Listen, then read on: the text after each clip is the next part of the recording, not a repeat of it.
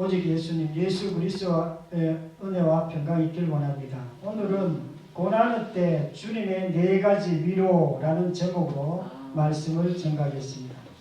베드로전서는 고난장이라고 이렇게 얘기할 수 있습니다. 베드로 사도가 쓰는 편지인데요.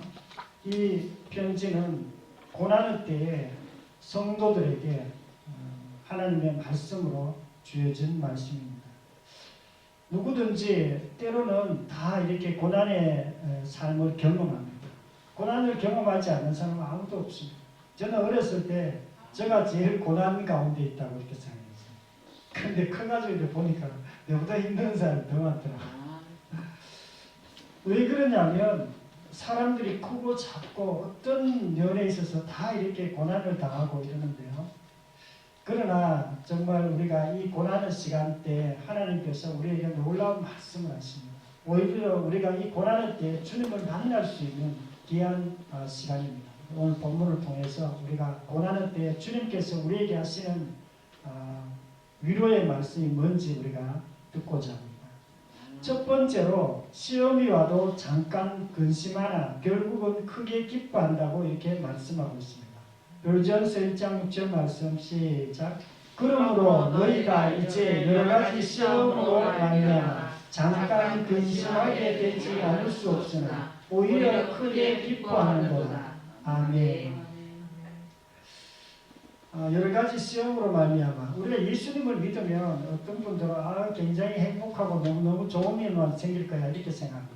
그러나 실제로는 그렇지 않습니다. 우리가 예수님을 믿거나 믿지 않거나 다 어려움들이 다 있습니다. 질병 때문에 또 여러가지 경제적인 것 때문에 또 어떤 마음의 고생들 또 영적인 어려움들 이런 것들이 우리의 삶 가운데 항상 있습니다. 그런데 하나님께서는 그것이 잠깐이라고 이렇게 얘기하고 있습니다.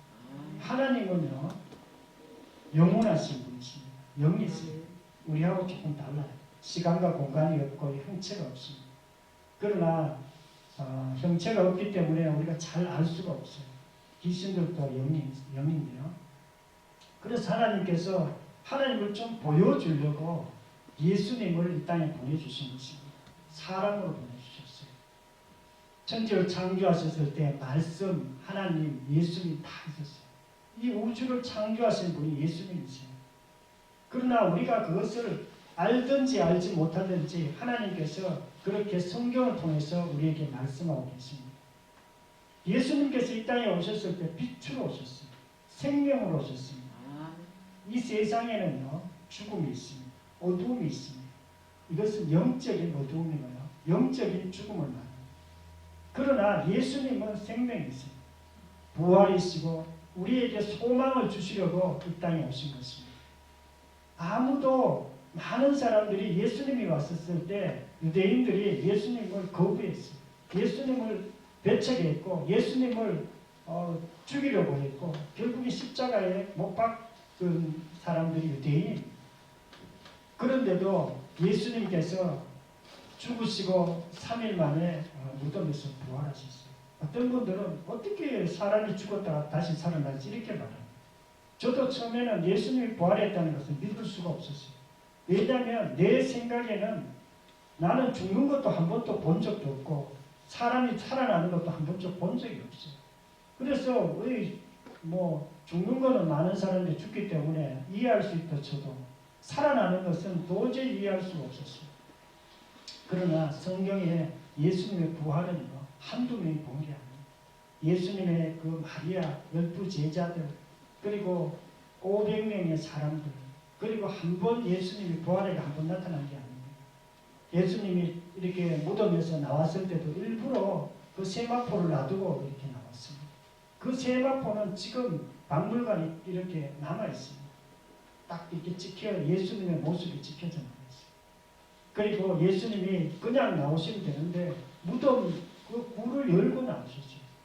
예수님은 부활체는 그냥 이렇게 이렇게 그냥 육체가 이렇게 만져지기도 하지만 또 이렇게 벽을 통과하는 그런 부활체였어요. 그래서 그냥 나올 수도 있었는데 이렇게 무덤을 열고 나오시고요. 또 제자들과 함께 얘기도 하시고 또 고기를 같이 먹기도 하고 그렇게 하셨습니다. 이 부활한 예수님께서 우리에게 너희들도 그런 어려움이 삶 가운데 있지만 그러나 그것은 잠깐이라고 이렇게 말해줬습니다. 사도행전 16장 24절에 보면 그 발에 착고를 든든히 채웠더니 한밤중에 바울과 실라가 기도하고 찬송하며 갑자기 큰 지진이 나고 옥도가 움직이고 문이 곧 닫히더라. 바울과 실라가 전도하다가 감옥에 갇혔어요. 그러나 그들이 감옥에 갇혔다 그래가지고 크게 염려하거나 그렇게 하지 않았어요.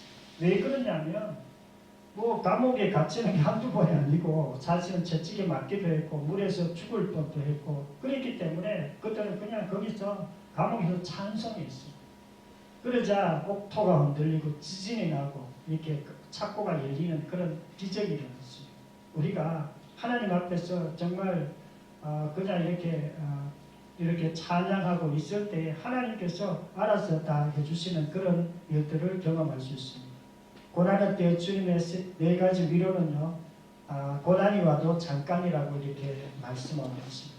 하나님께서 잠깐이라고 얘기하신 것은요, 하나님의 시각에서 볼 때 잠깐이라는 것입니다. 하나님은 창조주십니다. 하나님은 영원하신 분이십니다. 그분은 우리의 모든 것을 깨뜨려 보고 계세요. 그런 영원한 세상에서 우리가 살고 있는 80년, 90년은 잠깐입니다. 우리가 때로는 여러 가지 어려움이 이렇게 있기는 있지만 하나님께서 우리를 도와주십니다. 우리가 잠깐인 줄 알고 우리가 정말 부활하신 예수님을 바라보고 우리가 기다릴 때에 오히려 하나님께서 우리를 더 훈련시키시고 더 성숙하게 하시고 우리를 더 어려우면서 이겨나갈 수 있도록 하시는 것입니다. 우리가 사람들은 다 정말 여러 가지 정말 것을 다 기도하지만 우리 믿음의 선배들도 다 그런 어떤 어려움 가운데서 통과했던 것을 우리가 알 수 있습니다. 고난이 잠깐인 줄 알고 의연하게 대처하기를 축원합니다. 두 번째로 너희는 하나님의 소유된 백성이라고 이렇게 말씀하고 있습니다. 베드로전서 2장 9절 말씀 한 목소리로 공부하겠습니다. 그러나 너희는 택하신 족속이요 왕같은 제사장들이요 거룩한 나라요 그의 소유된 백성이니 이는 너희를 어두운 데서 불러내 그의 기이한 빛에 들어가게 하시니 아름다운 덕을 선포하게 하려 하시니라. 아멘. 하나님께서 너희는 그의 소유된 백성이라고 이렇게 말씀하고 있습니다. 하나님의 백성이라는 뜻입니다. 하나님의 소유된 백성. 우리가 하나님의 소유예요. 그리고 예수님께서 하나님은 우리 보고 뭐라고 하냐면 너는 왕같은 제사장이라고 이렇게 말씀하셨습니다. 왕같은 제사장은 우리가 생각할 때 하나님 보시기에 가장 귀중한 사람이 왕같은 제사장입니다. 이스라엘 백성들 가운데 하나님께서 가장 귀히 쓰임받는 사람들이 왕이었어요. 또 제사장이었습니다. 그런데 우리 성도들 한 사람 한 사람을 보시고 하나님이 너희들은 왕같은 제사장이야. 너는 내 소유야 이렇게 말해요. 하나님께서 소유라고 얘기하는 것은 하나님께서 책임지시겠다는 그런 뜻입니다. 하나님은 자기 소유를 절대로 남에게 그냥 내버려 두지 않습니다. 그래서 우리가 우리의 어떤 정체성이 뭔지를 정확하게 알고 있어요. 그걸 잘 놓칠 때가 많습니다. 왜 그러냐면 우리가 어렸을 때부터 우리에 대해서 들은 게 많아요. 우리 어머니가 또 우리 친구가 또 우리의 선생님이 내보고 이렇게 얘기했어요. 못생겼어. 너는 공부를 잘 못해. 너는 능력이 없어. 이런 소리를 많이 부정적인 얘기를 많이 들어왔어요. 그러나 그거는 다른 사람이 얘기한 거고 하나님은 우리에게 절대 그렇게 얘기하지 않습니다. 너는 내 아들이야. 너는 왕같은 제사장이야. 너는 내 소유야. 이렇게 말씀하고 있습니다. 우리가 이것을 우리가 늘 들어야 돼요. 저는 어렸을 때부터 사실은 좀 열등감이 많았어요. 우리 형님하고 동생은 공부를 잘했어요. 공부를 우등생을 잘했는데 저는 그렇게 한 중간밖에 못했습니다. 그러다 보니까 나는 우리 형제들 가운데 좀 못난 것 같고 좀 잘 못하는 것 같고 이런 생각을 많이 했어요. 그런데 교회에 오니까 하나님께서 내게 그렇게 얘기하지 않는 거예요. 너 너무너무 잘한다고 이렇게 얘기하시는 거예요. 우리 목사님이 사실 설교를 통해서 그렇게 말씀하셨고요. 또 성경에 보니까 하나님도 내게 그렇게 말씀하십니다. 그래서 저는 그 다음부터는 뭐 누가 조금 잘해도 아무런 뭐 이렇게 걱정도 안 되고 열등감도 안 느끼고 그렇게 살고 있습니다. 고난할 때 주님의 4가지 위로는 너희는 나의 소유라고 이렇게 말씀합니다. 우리가 예수님을 부를 때 주인이라고 이렇게 부릅니다. 주님 이렇게 불러요. 왜냐하면 예수님이 우주의 주인이시고 또 나의 주인이시기 때문에 그렇습니다. 우리가 예수님을 주인으로 부르면 너무너무 이렇게 억압된 그런 느낌도 받지만 그 반대예요. 사실은 우리가 예수님을 주인으로 부르면 예수님 너는 내 소유야 이렇게 말해요. 그리고 예수님께서 우리의 삶의 모든 부분을 다 책임져 주세요. 여러분의 삶에 있을 어려운 부분들 그런 것들이 왜 그렇게 힘든지 아십니까? 여러분이 예수님께 맡기지 못해요. 예수님이 여러분 삶의 주인 되지 못하기 때문에 그렇게 힘든 거예요. 그러나 우리가 예수님께 맡기면 예수님께서 다 책임져 주세요. 저는 옛날부터 이렇게 걱정이 좀 많았어요. 생각이 많다 보니까 걱정하고 그랬는데 요즘은 걱정하지 않아요. 왜 그러냐? 성경에 너희는 아무것도 염려하지 말라 이렇게 말씀하시더라고요. 조금도 염려하지 말라 이렇게 말씀하세요.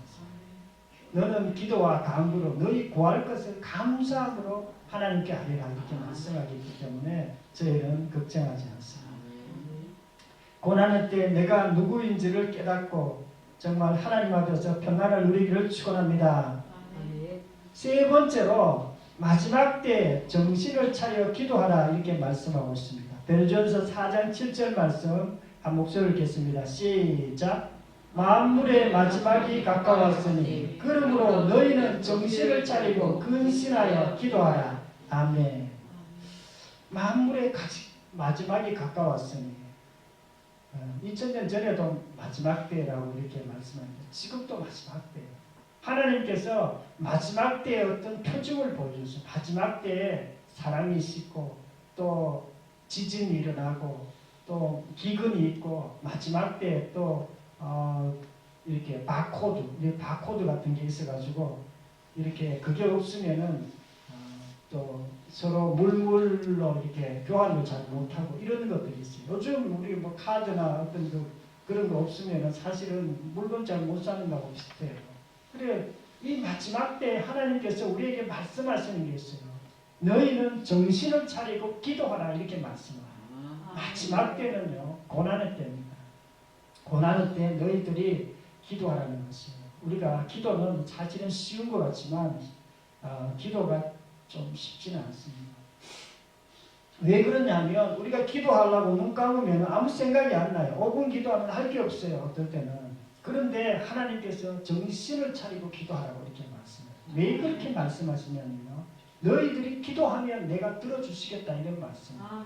우리가 하나님은 우리가 기도할 때 반드시 들어주십니다. 왜냐하면 우리가 믿음으로 기도하기 때문에 그렇습니다. 기도는 우리가 이렇게 뭐 사람들이 뭐 기도 쉽지 뭐 이렇게 그러나 기도가 쉽지 않습니다. 우리가 정신을 차리지 않으면 기도가 안 되고 염려만 돼요. 그런데 정신을 차리면 염려가 되지 않고 감사함으로 우리가 기도할 수 있습니다. 하나님께서 들어주실 줄 알고 우리가 기도할 수 있습니다.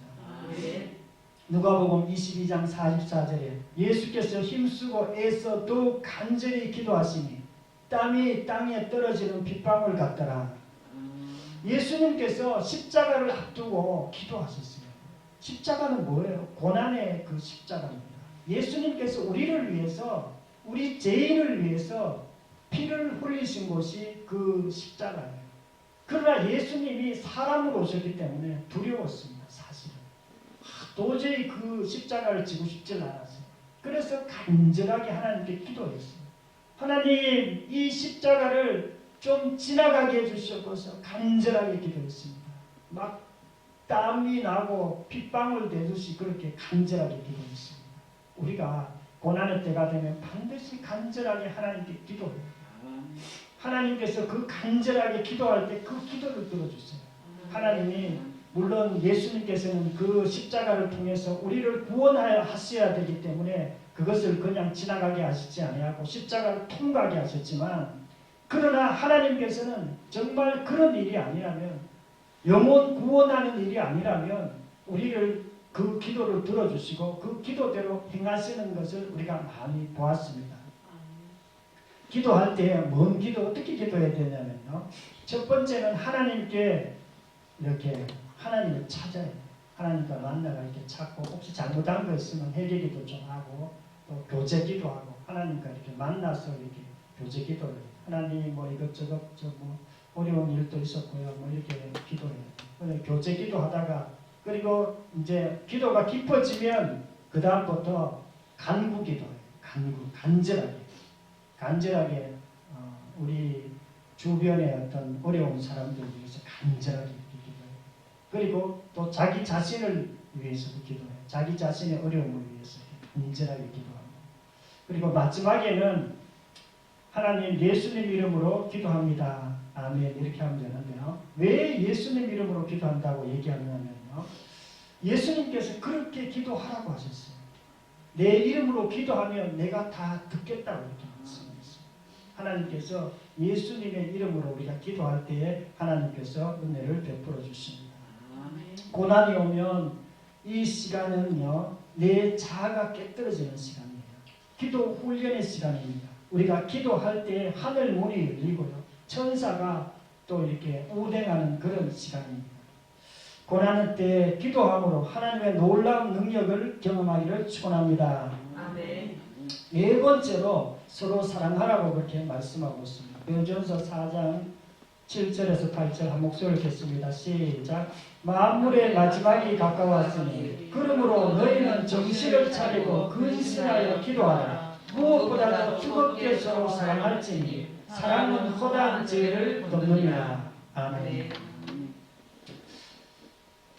너희들이 만물이 마지막이 가까웠으니 기도하고 또 사랑하라 이렇게 말씀하고 있습니다. 우리가 사랑은요 반드시 해야 돼요. 사랑 안 하면 안 됩니다.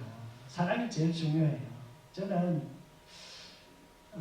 정말 사랑하는 사람이 되기를 간절하게 원했어요. 그런데 사랑하는 사람이 되는 게 쉽지가 않아요. 왜 그러냐면 사랑은요 다른 사람들을 위해서 사는 거예요. 예수님을 위해서 사는 거기도 하지만 다른 사람을 위해서 사는 거예요. 나를 위해서 사는 게 아니에요. 그리고 뭐 나를 위해서 살다가 갑자기 다른 사람을 위해서 살라니까 쉽지 않은 거죠. 우리가 부부 간에 있어도 서로 다른 사람을 위해서 사면 절대로 안 싸우죠.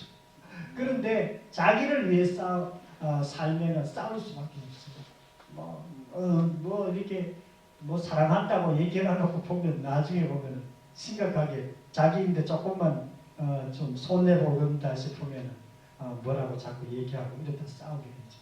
그런데 하나님께서 마지막 때 고난의 때 너희들은 서로 사랑하라 이렇게 말씀하셨어요.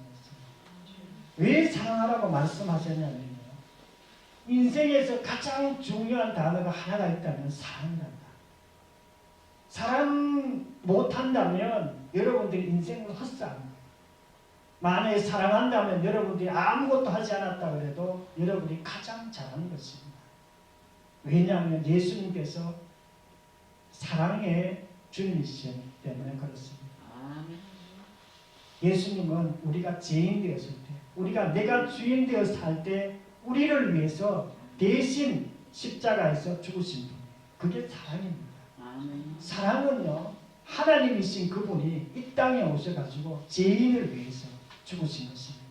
우리가 다른 사람들 이렇게 볼 때 뭐 딴 사람 조금 잘못했다고 너무 타박할 그런 일이 아니에요. 저도 사실은 너무 이성적이고 논리적이어가지고 남이 내인데 싫은 얘기하면 나도 싫어하고 막 같이 싸우고 이런 적이 한두 번이 아니에요.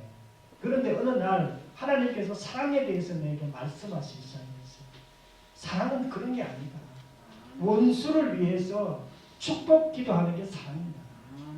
내게 정말 막 못되게 그려도 그 사람을 용서하고 그 사람에게 축복 기도할 수 있는 사람이 사랑의 사람이다. 이걸 가르쳐 주셨어요. 그리고 더 이상 이제 남한테 이렇게 좀 비판의 말, 정죄의 말 그걸 하지 않기로 작정하고 그렇게 살게 됐습니다. 고난의 때 서로 사랑으로 덮어주기를 축원합니다.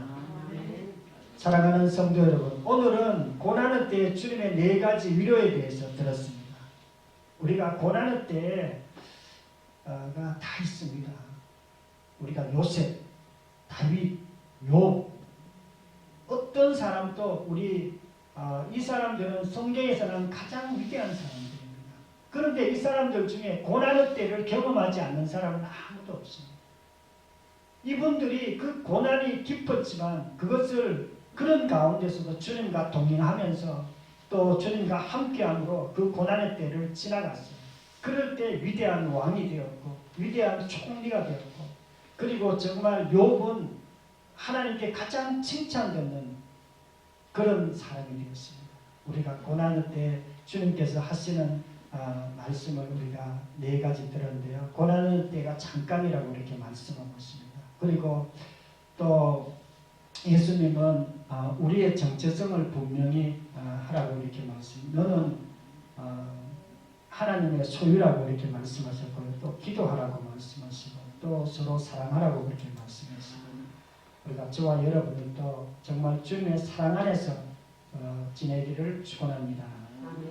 통성으로 다 함께 말씀을 생각하면서 기도하겠습니다.